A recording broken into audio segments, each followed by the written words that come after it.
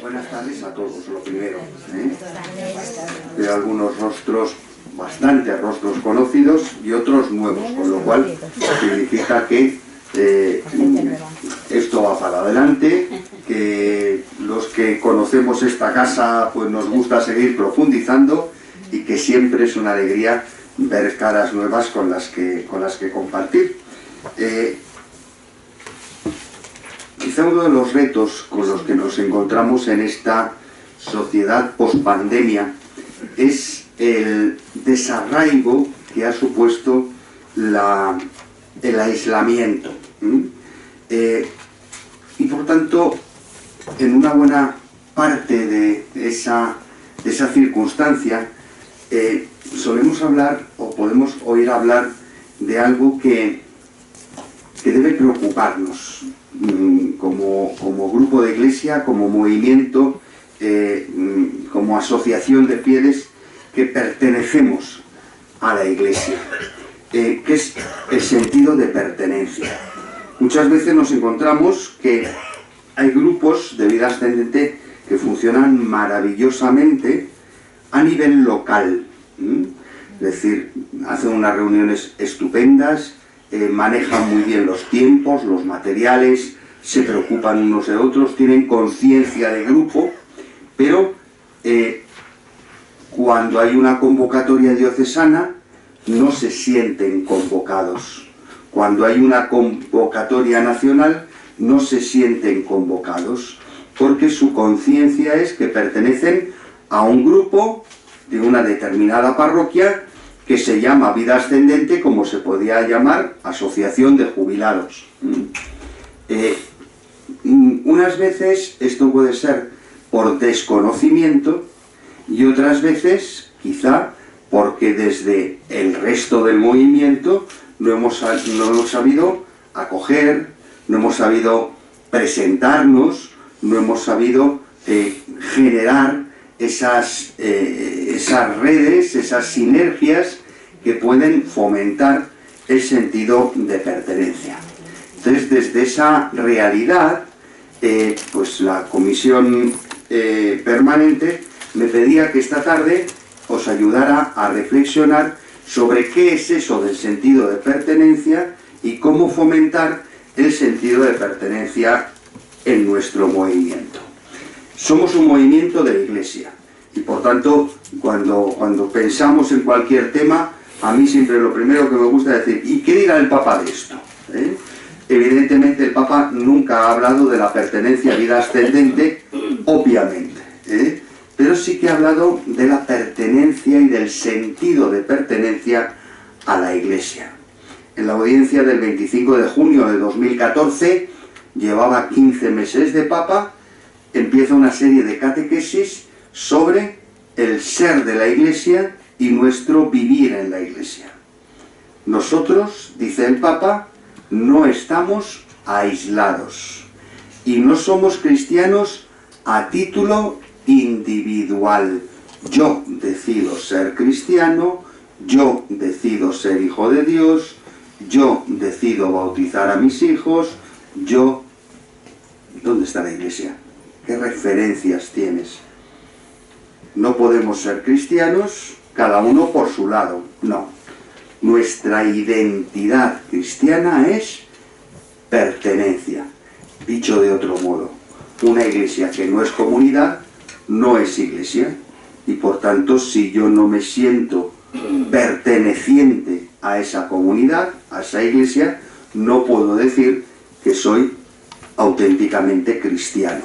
Seré fan de Jesús, pero no cristiano, en el sentido de que en el ADN de la Iglesia está la comunidad, la dimensión comunitaria. Somos cristianos porque nosotros pertenecemos a la Iglesia, dice el Papa. Es como un apellido. Si el nombre es yo soy cristiano, el apellido es yo pertenezco a la Iglesia. No podemos tener nombre, pero no apellido. Yo soy mi nombre y mi apellido.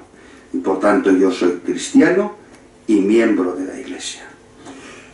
En esa misma catequesis, en otro momento, dice el Papa, seguro que habéis oído eso de yo creo en Dios, yo creo en Jesús, pero la Iglesia no me interesa. ¿Cuántas veces hemos escuchado esto? Dice.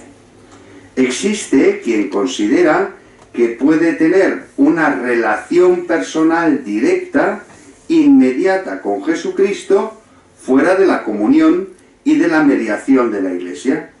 Son tentaciones peligrosas y dañinas, nos dice el Papa.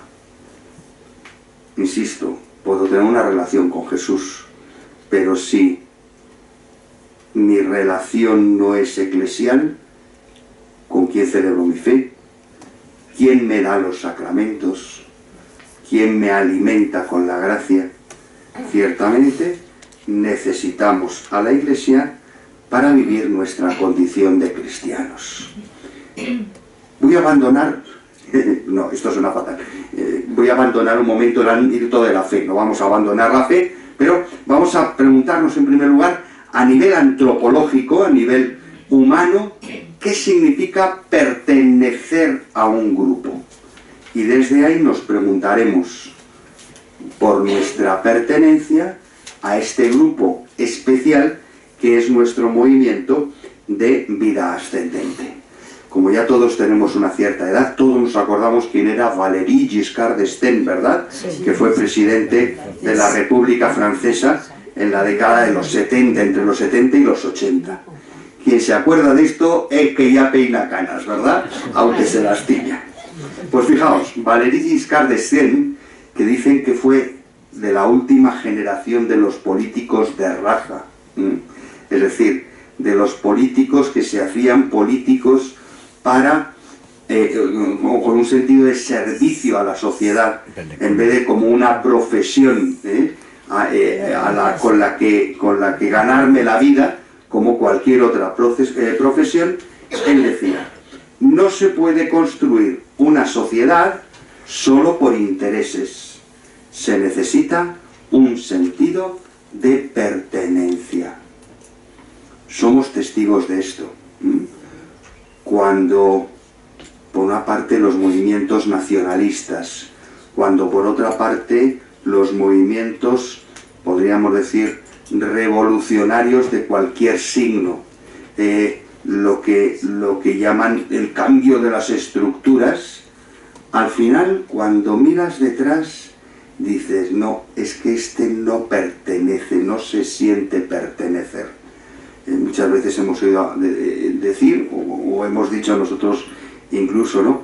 O sea, ¿cómo se puede votar para que gobierne un país a alguien que no quiere a ese país, o quiere que ese país se rompa o se divida?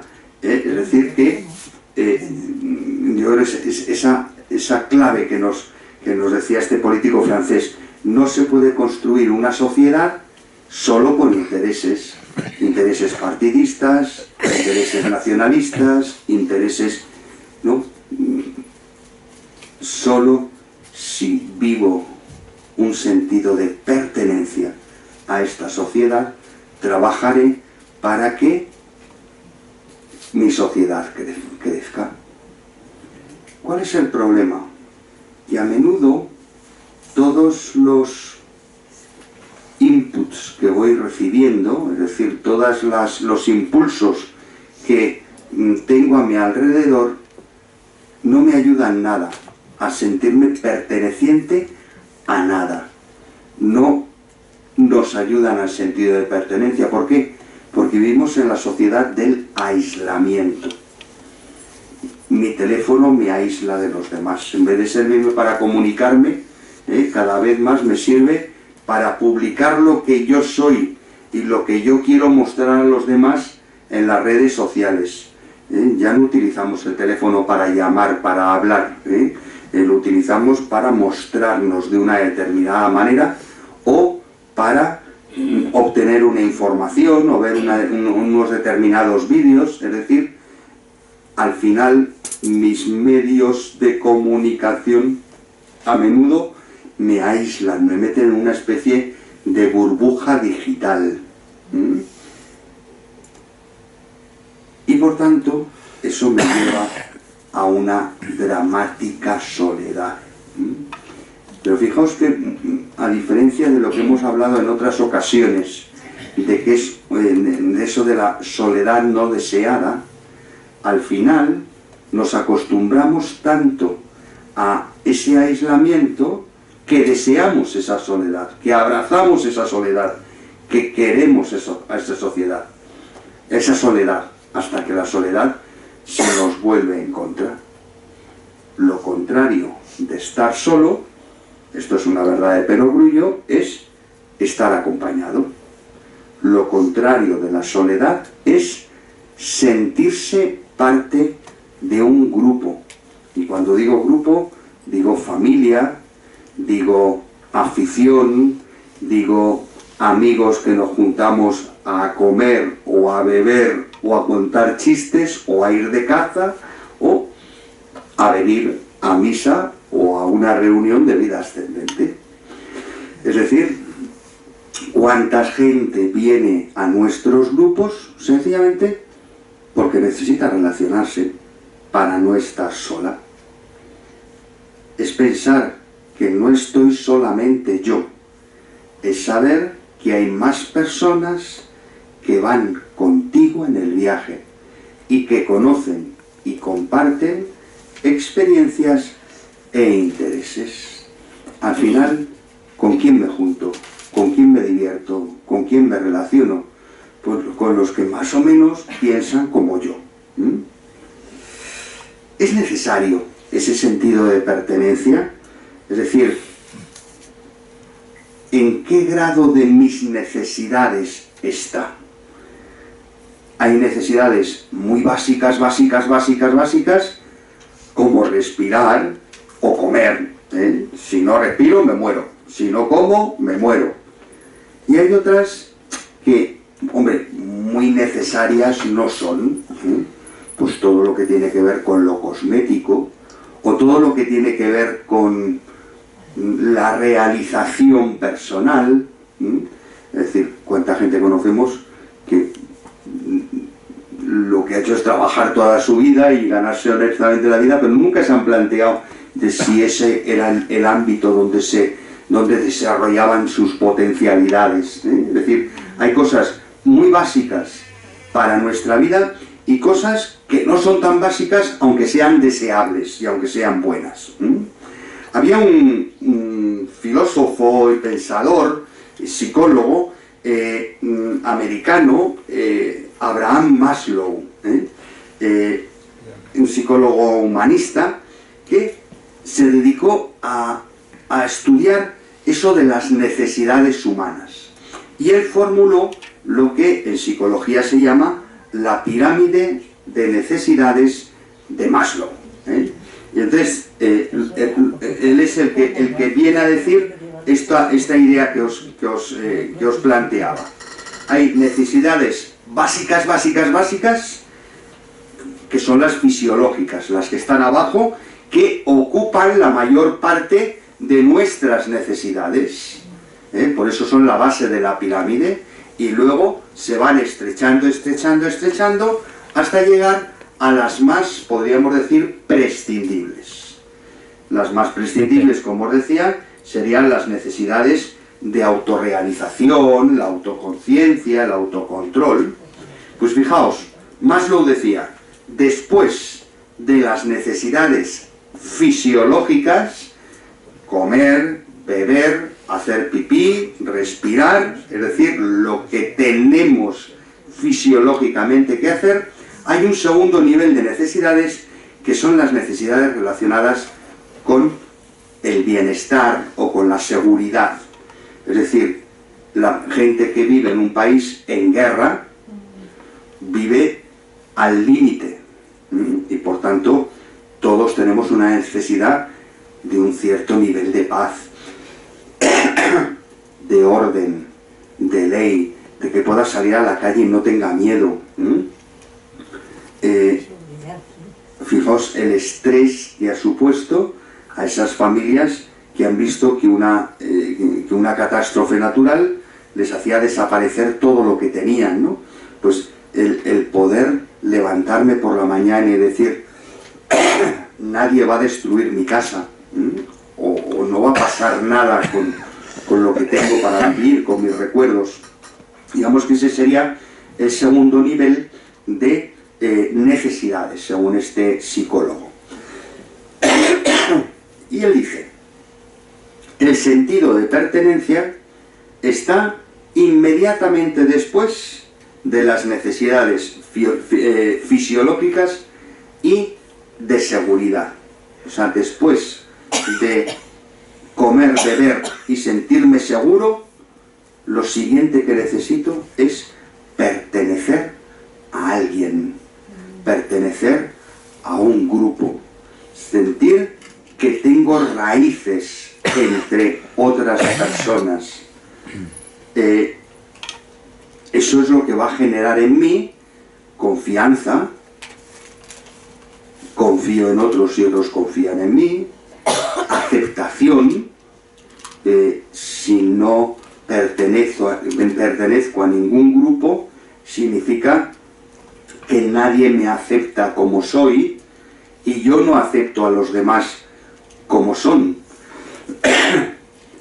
Hay un trastorno de la personalidad que se llama el trastorno de personalidad antisocial, que es que una persona es incapaz de relacionarse con los demás de tal manera que pueda crear lazos de pertenencia.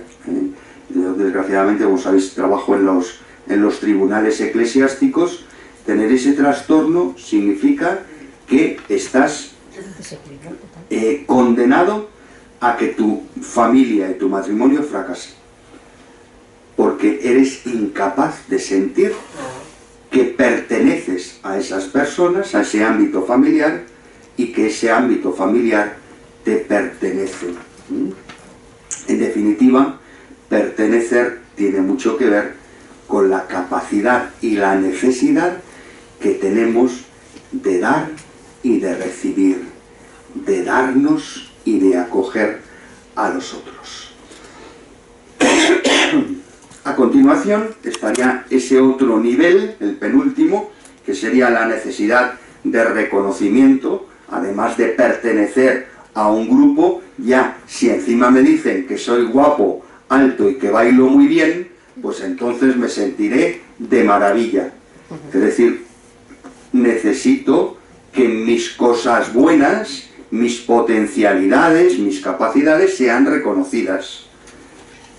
Es posible que si nadie reconoce lo que valgo, se genere en mí frustración, y al contrario, si nadie me corrige en lo que necesito mejorar, mi vida se estancará. Pero si os dais cuenta, esta necesidad es mucho menos perentoria que comer todos los días o que no me caiga una bomba en mi país, ¿no? Y por fin, esa otra necesidad de autocontrol, de autoconciencia, de estar en paz conmigo mismo, de vivir en armonía. Desde esta clave de la pirámide de Maslow podríamos decir que la pertenencia tiene que ver a nivel antropológico con la necesidad que tenemos de confiar en los otros, de ser aceptados por los demás, de dar y de recibir afecto. Hay otra... Perdonad, pero me estoy saliendo de un catarro y todavía hay un vaso si quiere agua, en ese vaso, ¿quiere? ¿Le he hecho agua? ¿Está sin usar? Le he hecho agua. Alguna botella tiene. Gracias. No os preocupéis, de momento aguanto el tirón. Hay otra pensadora, una escritora estadounidense llamada Brené Brown, profesora de la Universidad de Houston, que a lo que se dedicó fue a estudiar la vulnerabilidad de las personas. ¿Qué es lo que me hace vulnerable? Y ella afirmó, debido a que la verdadera pertenencia solo ocurre cuando presentamos al mundo nuestro ser auténtico e imperfecto, nuestro sentido de pertenencia nunca puede ser mayor que nuestro nivel de autoaceptación.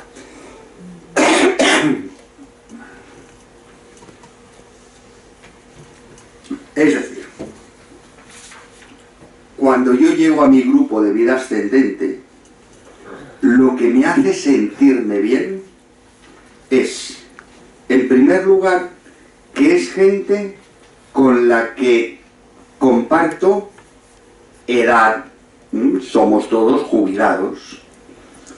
En segundo lugar, es gente que por ser un grupo de cristianos compartimos una sensibilidad religiosa, tenemos unos valores similares. Luego habrá muchos matices, pero hay muchas cosas que nos unen. Pero si yo llego a un grupo de gente que piensa igual que yo y que tiene la misma edad que yo, pero que noto que no me aceptan como soy, yo no encajaré en ese grupo. Me rechazarán. O si yo llego a un grupo donde los que hay no me caen bien, me iré del grupo porque no es mi sitio. Pertenecer es estar en el lugar en que encajas. ¿Qué entendemos por encajar? Encajar es estar en un lugar en el que realmente quieres estar. Muchas veces hay gente a la que le insistimos tanto, ven a vida ascendente, vienen, y no es su sitio, pues a lo mejor porque no tienen nuestra edad, o porque no tienen nuestra sensibilidad, o sencillamente porque su bagaje personal es distinto, y no termina de encajar. Y al final deciden que no quieren estar ahí. Han ido por compromiso, por quedar bien a lo mejor, pero no quieren estar. Y por tanto no encajarán.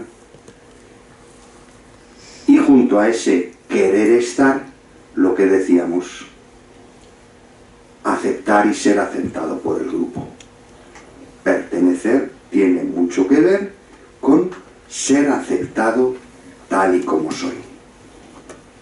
Ahora, la pregunta es, ¿y cómo soy? Porque yo estoy seguro de que cada día cuando hacemos el examen de conciencia hay muchas cosas que no me gustan de cómo soy. Hay muchas cosas que me gustaría cambiar de mi vida. Quizá hay muchos capítulos en mi existencia que me gustaría no haber vivido, o haberlos vivido de una manera distinta, o haber respondido a una situación de una manera distinta. Para poder ser aceptado, lo primero que necesito es aceptarme a mí mismo. Lo cual no quiere decir que me conforme con cómo soy. Si soy un mal hablado, pues tengo que esforzarme por hablar bien. Pero acepto lo que soy, me acepto como soy. Me quiero. ¿Cuántas veces nos encontramos con personas que no se quieren, que no se aceptan? Se habla de autoestima, ¿no? Es decir, para poder encajar con los demás, lo primero que tienes que hacer es encajar contigo mismo. Muchas veces el problema de la gente que no se adapta a un grupo, que no encaja en un grupo, probablemente no es un problema del grupo, probablemente es un problema de que esa persona no se aguanta a sí misma. Entonces, si no te aguantas a ti mismo, ¿cómo te van a aguantar los demás? Y luego encima muchas veces en esas circunstancias lo que hacemos es victimizarnos y culpar a los demás. Qué malos son que no me aceptan, qué malos son que no me comprenden, qué malos son que no tienen en cuenta cómo soy. Pero si no te aceptas, si no te aguantas ni tú, ¿cómo te van a aguantar los demás?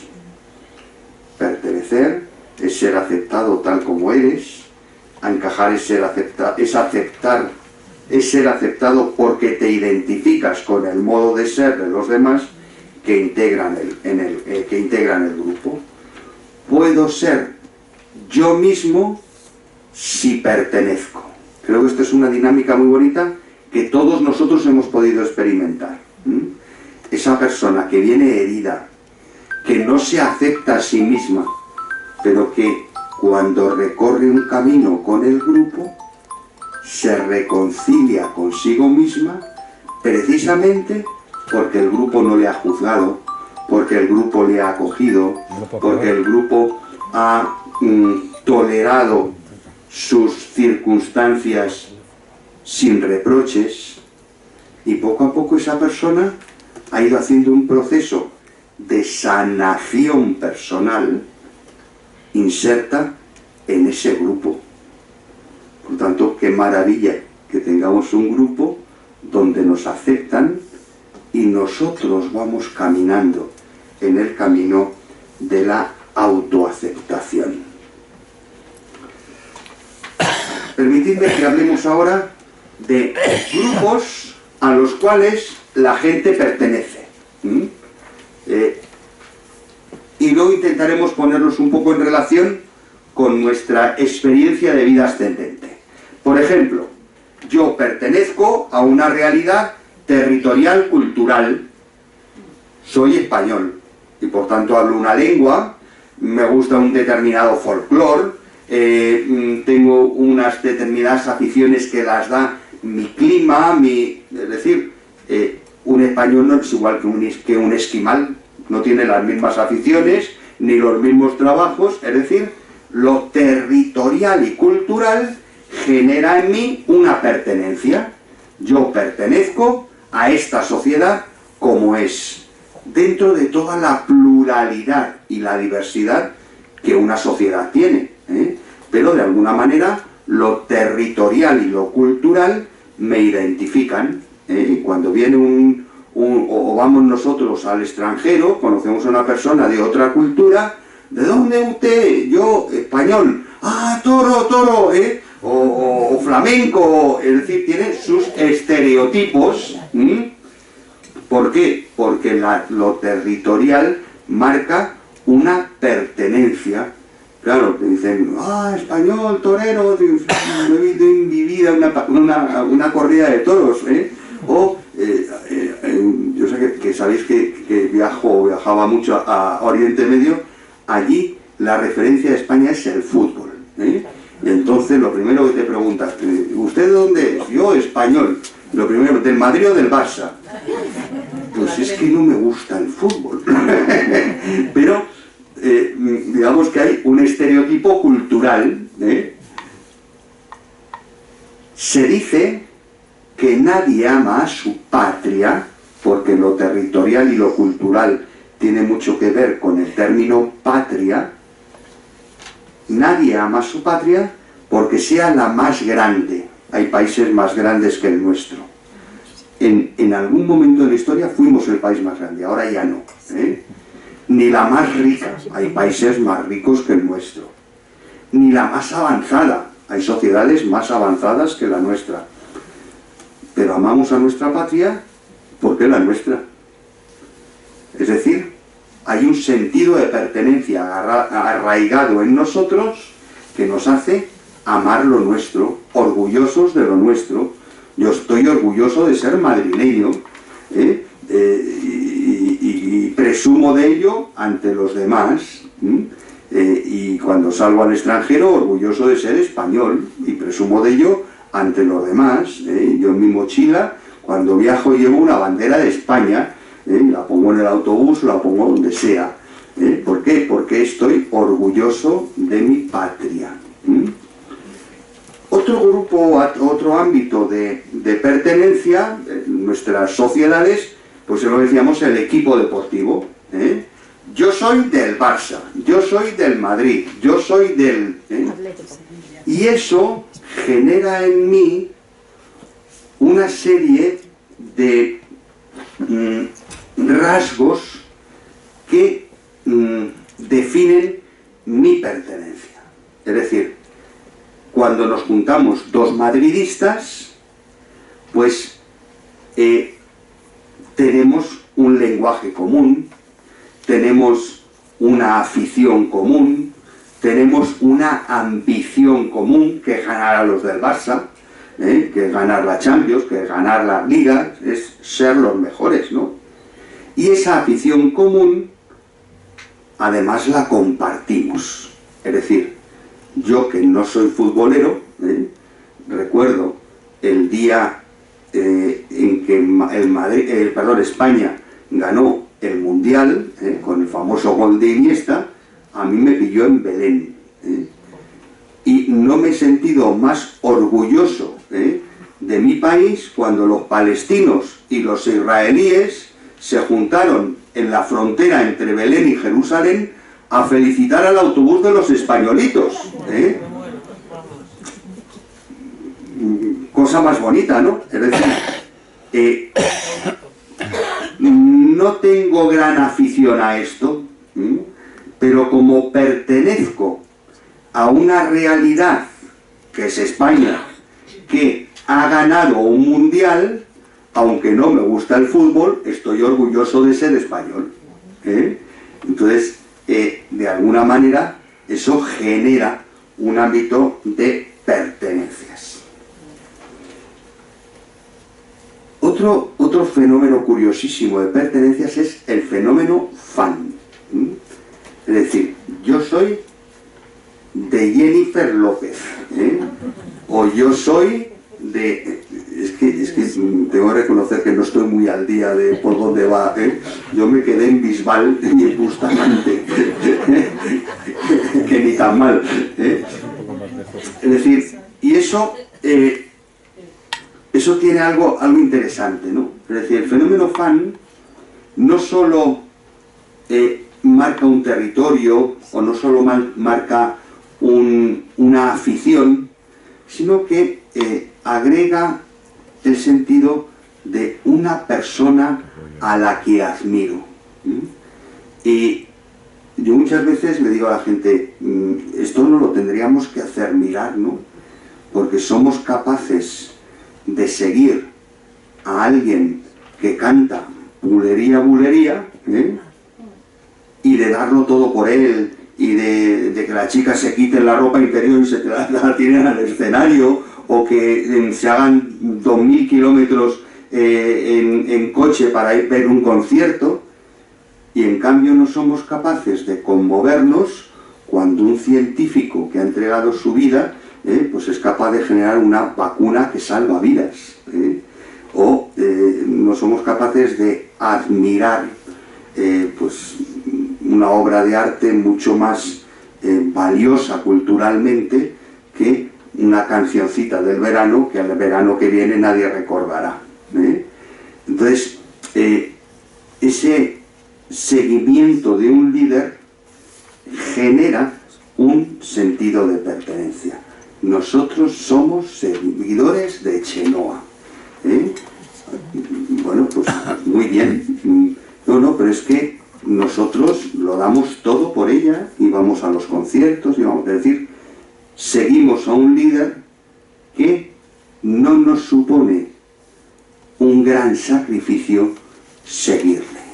O estamos dispuestos a sacrificarnos y a renunciar a cosas por seguirle. Otro ámbito, ese quizá es más exótico, si queréis, en muchos lugares, es el de las tribus urbanas. Es decir, yo el otro día salí a la calle, ahora vivo en un monasterio medieval, una cosa preciosa, pero por donde los fines de semana pasea muchísima gente de todo tipo, gente que viene a pasear con la novia, o gente que viene a un concierto, gente que viene, o está en el centro de la ciudad. Entonces salí y me encontré con un tipo con unas vestimentas que iba con mi sobrina y le digo, ¿este qué es? Y entonces me dijo una tribu urbana que ahora no, grunge o algo así. Y entonces me metí en el buscador y era un auténtico uniforme. O sea, no le faltaba ni un solo detalle, ni en el color del pelo, ni en el peinado, ni en los pendientes, ni en las... no, o sea, es que era como uniforme. Todos los grunge visten así, o todos los punk visten así, o todos los rockeros visten así, o todos los... Es decir, no solo hay un líder, como en el caso de los fan, no solo hay una pertenencia, porque no pertenecen a ningún lugar, más aún hay una gran diversidad, sino que más bien lo que nos une es un modo de identificarnos ante los demás, lo que se llama el look, que suele ir acompañado de una determinada simbología. Unos llevan unas determinadas cruces o unos determinados ornamentos que les definen, les identifican, unos determinados tatuajes, unos determinados pendientes en un determinado sitio. Todos andan igual, caminan igual, a lo mejor por la forma de los zapatos es igual y entonces les hace caminar raro. Es decir, hay una uniformidad que les lleva a sentirse parte de un todo, de una realidad. Yo creo que eso es un fenómeno interesante. Luego están los grupos políticos, es decir, yo soy de una determinada ideología y por tanto siempre votaré en función de mis convicciones políticas. Quien no tiene ideología puede moverse, digamos, en un espectro más amplio del panorama político. Quien tiene una ideología, quien pertenece a una determinada ideología, pues se va a identificar con un grupo político u otro, de tal manera que con esas personas a las que, o los que votamos a los mismos, por decirlo así, compartimos ideas, ideales, nos vinculamos también a un líder. A mí me da mucho miedo que al final siempre gane en las elecciones el más guapo, en vez del más listo, el más capacitado, el más... es decir, desgraciadamente la imagen cada vez pesa más en la decisión de votar a una persona u otra. Más aún, yo creo que todos hemos sido testigos de cómo en las últimas elecciones, que ha habido que repetir varias veces, un partido era capaz de decir hoy A, y a la luz de los éxitos o no éxitos electorales, oye, mira, es que tenemos que lograr un 10% más, y si hacemos un guiño a este partido resulta que nos votan menos, y entonces inmediatamente cambian el discurso. Y yo hoy te digo A y mañana te digo B y me quedo tan ancho. ¿Por qué? Porque en el fondo tú y yo sabemos que tú me vas a votar por lo bien que te caigo y yo voy a hacer mañana lo que me dé la gana, haya dicho lo que haya dicho. Y eso no lo quiero personalizar en ningún personaje político, porque es algo que lo vemos en todos. Es decir, el cambio de discurso en una campaña determinada es enorme. Y eso se ha visto muy claramente ahora en la campaña presidencial de Estados Unidos. Ha sido tremendo. Pero, al menos de manera ideal, con la gente de mi partido, de mi ideología política, comparto ideas, ideales, nos vinculamos a un líder, a un lema y a un libro, podríamos decir, un programa político. Y habría un último grupo de pertenencia, que es el nuestro, es decir, aquellos grupos que tienen que ver con la religión, con la iglesia, es decir, los grupos de fe, que de alguna manera tienen mucho que ver con todo lo demás. Hay una cierta manera de vestir, una simbología, hay un líder, hay un ideario, hay un libro, pero todo eso se ve trascendido por algo sobrenatural, por algo que va más allá de lo que nosotros vivimos. De tal manera que nuestro grupo de vida ascendente, nuestro movimiento de vida ascendente, en cuanto a lo territorial, cultural, pues decimos que aunque seamos pocos, mayores, poco relevantes, contemos poco en nuestra sociedad, estamos orgullosos de haber llegado hasta aquí. Es decir, hacemos de nuestro hacernos mayores, de alguna manera, en nuestra patria. Es decir, somos los mayores y estamos orgullosos de serlo. De la misma manera que en los equipos deportivos tenemos la misma afición, nos encanta ser de este equipo y además tenemos la suerte de que en nuestro equipo no nos dejan en el banquillo, cuentan con nosotros. Perdón.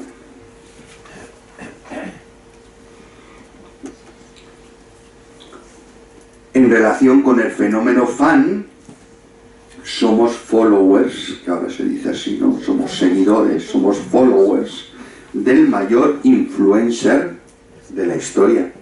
Somos los seguidores de Jesús. Y en ese sentido, nuestro líder no nos pide que nos hagamos 2000 kilómetros para ir a un concierto suyo, pero sí que nos pide que le sigamos por el camino. ¿Hasta dónde? Hasta el cielo. En lo de las tribus urbanas nos podemos comparar en que compartimos un logo, que además es muy bonito, es una cruz con una V y una A, es decir, somos mayores, tenemos vida ascendente. En la cruz tenemos la bandera del reino de Dios, nuestra insignia son las llagas de Cristo, y esas llagas tienen que ver mucho con nuestras arrugas. A los grupos políticos quizá nos podemos acercar en cuanto que nuestra ideología, es decir, lo que marca nuestras decisiones y nuestro pensamiento, es la palabra de Dios, y por eso la palabra de Dios es tan importante en nuestros grupos. Nuestro compromiso político son las bienaventuranzas. Vida ascendente, en definitiva, es nuestro modo de ser cristianos. Eso es lo que nos identifica. Última diapositiva, os lo prometo. ¿Qué es lo que nos supone pertenecer a un grupo de vida ascendente? Vida ascendente nos recuerda, estoy recogiendo ideas de todo ese planteamiento antropológico, nos recuerda que necesitamos a los demás para seguir viviendo adecuadamente. Si cuando me hago mayor me aíslo y me meto en casa, mi vida no es adecuada a mi edad. A lo mejor me he jubilado, tengo 60, 70, pero vivo como un viejo de 100. Vida ascendente me ayuda a socializar, a pertenecer a una realidad que me ayuda a vivir adecuadamente. La fidelidad a vida ascendente no supone, como los punkis o los grunge, una uniformidad. No vestimos todos igual, no os teñís todas el pelo igual, no nos peinamos todos igual, ni vestimos igual. Es decir, tenemos un líder, pero no vamos con pajarita todos, ¿verdad? Es decir, acogemos y respetamos la personalidad de cada uno.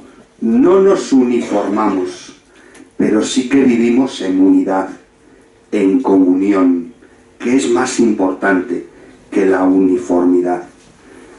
Los primeros discípulos, nos dicen los Hechos de los Apóstoles, tenían todo en común y eran unánimes, tenían un mismo pensar y un solo sentir, pero no eran iguales. Se respetaba cada uno con su identidad, con su personalidad, con sus peculiaridades, en unidad, pero no en uniformidad. No dejo de ser yo mismo por pertenecer a vida ascendente. Por otra parte, vida ascendente no es una élite eclesial, no exige ni una pertenencia inflexible, puedo ser de vida ascendente y trabajar en Cáritas, ni excluyente, si estás en nuestro grupo no estás en otro. No, estamos abiertos a quien quiera que venga, sin que renuncie a nada. Ser de vida ascendente es formar parte de la Iglesia, apoyándonos en la amistad, la espiritualidad y el apostolado que habéis trabajado esta mañana. por fin,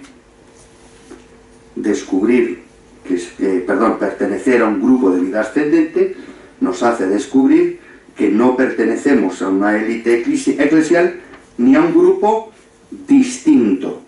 Es decir, para formar parte de un determinado grupo tengo que ser distinto a los demás.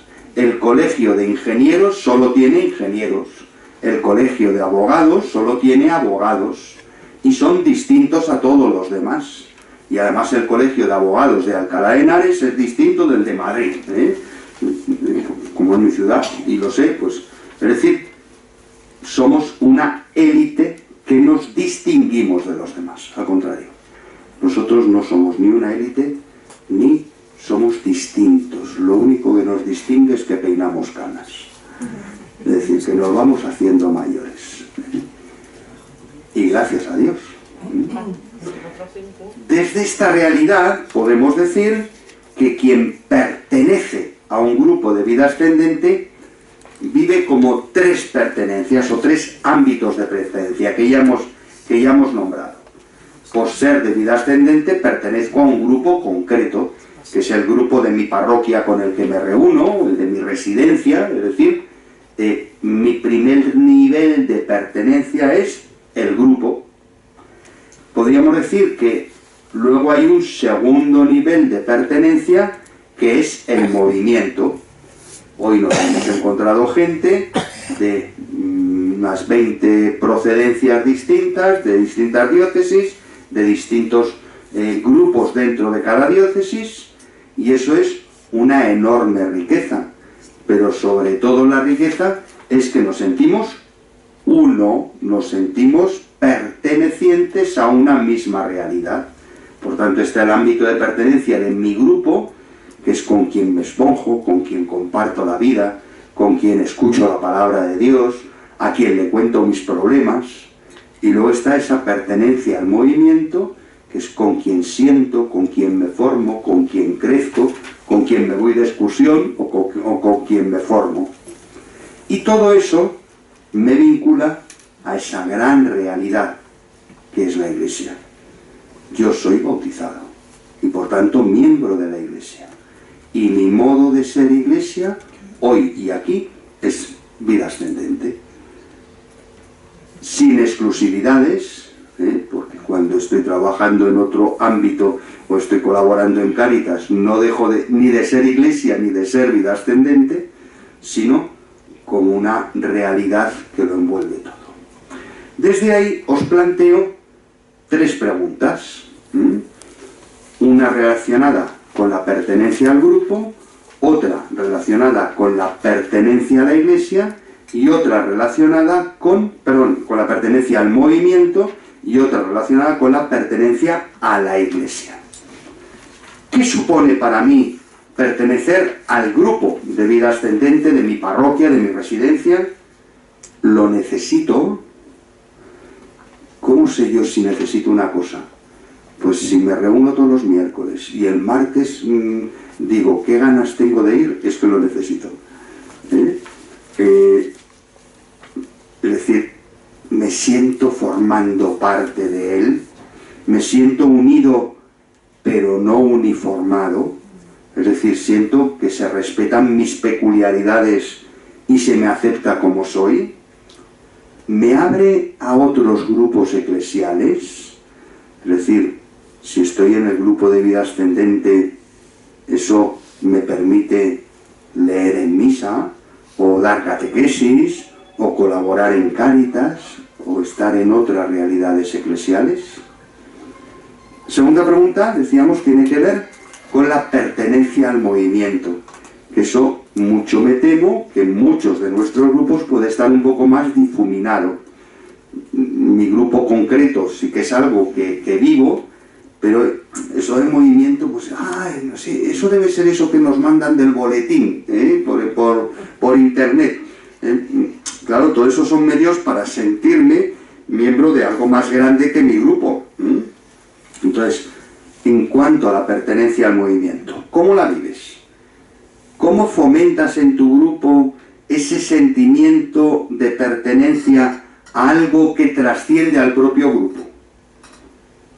Y por fin, ¿cómo te ayuda Vida Ascendente a vivir la gran pertenencia? Tu pertenencia a la Iglesia Católica y tu vocación y tu misión bautismal.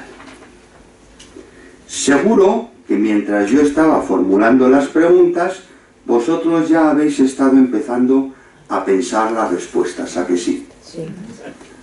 Pues yo os invito a que el trabajo por grupos, esta mañana os han hablado del sínodo, ¿verdad? Sí. Nos han hablado de la metodología del trabajo en el sínodo y seguro que os habrán hablado de las conversaciones en el espíritu. Es decir, para que el sínodo funcione tiene que haber unas reglas del juego cuando nos ponemos a hablar, o al final todo el mundo se termina hablando de su libro. Entonces, para que no ocurra eso, siguieron esa metodología de la conversación en el espíritu. ¿En qué consiste? Primero, cuando nos reunamos en los 3 grupos, creo que ya los tenéis definidos, los 3 grupos, todo el mundo sabe a qué grupo pertenece, ¿verdad, José María? Sí, está en la carpeta. Está en la carpeta, ¿verdad? Entonces, cuando nos reunamos, lo primero que vamos a hacer es elegir a una persona que modere y a una persona que haga de secretaria, que no sea la misma. ¿Por qué? Porque el secretario recoge lo que dicen los demás. En cambio, el moderador, en estas conversaciones en el espíritu, tiene un papel muy importante, que es que nadie hable más de lo que debe. Una vez que hemos elegido al secretario y al moderador, podéis hacer un momento de silencio para releer las preguntas y para pedirle al Señor la luz para responderlas. Y habrá 3 momentos en los cuales vais a hablar todos los que formáis el grupo. En un primer momento, por orden, por turno, y para eso está el moderador, cada miembro, en una primera vuelta y por turnos, tiene 3 minutos para dar su respuesta a las 3 preguntas formuladas. 1 minuto por pregunta, no más. En 1 minuto se pueden decir muchas cosas. 3 minutos para hablar de las 3 preguntas. A lo mejor la tercera tengo menos que decir y de la primera más. Bueno, pues calcular. Y cuando os queden 15 segundos, el moderador dice, vamos acabando, y a los 3 minutos nos cortará. Hemos escuchado a todos los del grupo. Cada uno ha hablado 3 minutos. Cronometraos. Y el moderador da una segunda ronda de intervenciones, en las cuales de lo que se trata es de que yo, que no solo he venido a hablar, sino sobre todo a escuchar, voy a decirle al grupo qué es aquello de lo que he oído que más me ha aportado. Lo que a mí me ha enriquecido más de todo lo que he oído en los 3 minutos de cada uno. ¿Sí? No vale decir lo que yo ya he dicho, o esto que ha dicho tiene mucho que ver con lo que he dicho yo. No, no. En 2 minutos digo qué es aquello que más me ha sorprendido y por qué. Y una vez que todos hemos hecho ese ejercicio de 3 más 2 minutos, en un último momento lo que vamos a hacer es ponernos de acuerdo en qué es lo que es irrenunciable que digamos en la puesta en común. Es decir, vamos a pactar una respuesta común entre todos. ¿Lo tenemos claro? Sí. ¿Por qué se le llama conversación en el espíritu? Porque el espíritu es el que quiere hablar por medio de nosotros. Y lo primero que tenemos que hacer es abrir el oído para que el espíritu hable a través de mí y a través de los que yo estoy escuchando. Por eso yo os invito a que ya desde ahora entremos en esa dinámica de escucha, de silencio y de aceptación de lo que el otro me va a ofrecer. los grupos están numerados, ¿verdad? Ya os contaremos cómo va la experiencia, pero hace unos meses nos llamaron de una de las diócesis más rurales de España, que es la diócesis de Astorga. Por no tiene ni capital de provincia, tiene un trocito de León, un trocito de Orense, un trocito de Zamora, y eso es una diócesis tremendamente rural. Y aún así, nos ha pedido el obispo pues que vayamos casi como los misioneros a formar animadores para ir creando grupos de vida ascendente en todas las unidades parroquiales de la diócesis, pues un poco desde ese planteamiento que se está haciendo en todas las diócesis españolas, de los famosos 4 itinerarios que salieron del Consejo del Congreso Iglesia en Salida, del que tanto hemos hablado en reuniones anteriores. Entonces, hace un par de semanas nos llevaron a Jaime y a mí, estuvimos hablando en el encuentro de laicos de la diócesis. Claro, nosotros íbamos allí y decíamos, bueno, diócesis de Astorga, pues fíjate, por 20 o 30, nos encontramos con 250 personas. Habían dividido una primera parte fue todos juntos, y luego habían dividido en 4 talleres posibles, el acompañamiento en el mundo de los novios y las familias, en el mundo de los jóvenes, en el mundo de los sacerdotes y en el mundo de los enfermos y los mayores.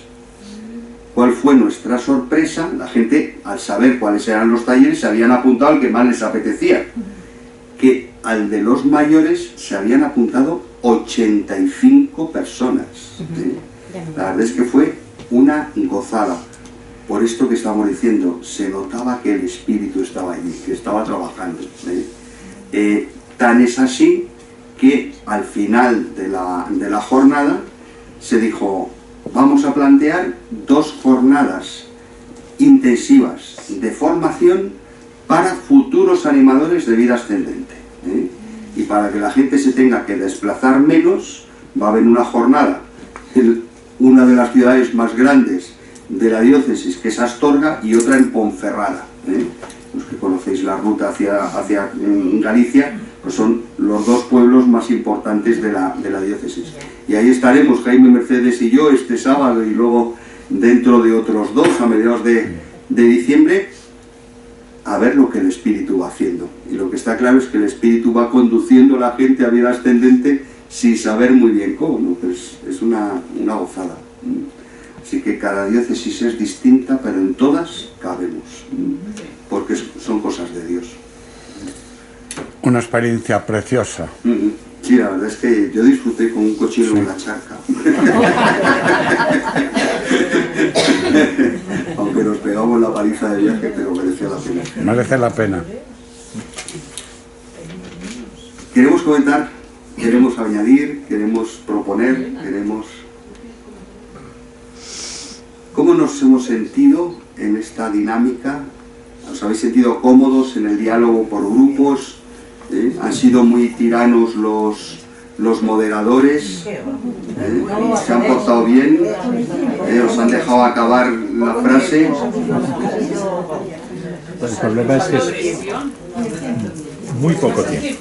Es muy poco tiempo deliberadamente. Estamos en contra de esa deliberación, yo al menos, porque yo creo que es un espacio donde estamos más cercanos y nos conocemos un poquito mejor, pero así con cercanía, porque aquí estamos todos y nos vamos conociendo. Pero el grupo que hemos estado nosotros, en el que he estado yo, por ejemplo, es que había 4 o 5 nuevos, maravillosamente bien. Pero claro, nos hubiera gustado que se hubiera explayado más, ¿no? Porque bueno, cuando llega... Podríais haberos presentado antes de empezar. Claro, ¿O lo habéis hecho? No, vale, eso no estaba en el guión, pero cabía. Pero quiero decir que hubiera sido, a mí me parece mucho más enriquecedor habernos estado más rato, porque daba mucho de sí. Es que había 4 o 5 personas nuevas que empezaban hace poco, y me parece a mí que un grupo de 10 que éramos, me parece, 8, ¿no? ¿Cuántos éramos en el grupo? Éramos nuevos, éramos 1, 8 o 10, ¿no? No llegábamos. Y había 5 nuevos, oye, maravilloso, Pero nuevos, te quiero decir. No, el objetivo Hombre, está muy bien. no era conocerse y conversar, sino responder a unas determinadas preguntas para iluminar un tema determinado. Evidentemente esta dinámica sirve para lo que sirve, para conocernos más no sirve. Pero tiene que entrar en la dinámica también eso, porque nos hemos quedado con muchas ganas de saber los unos de los otros. No ha acabado el encuentro, No, claro, Marisol. hemos quedado con el de cenar, vamos a estar después de cenar dándole la húmeda. Sí, Quiero Aurora. decir que en nuestro grupo éramos 10 y de Almería, Zaragoza, Soria, Madrid, Valencia, Oviedo, Alcalá, Burgos y Getafe.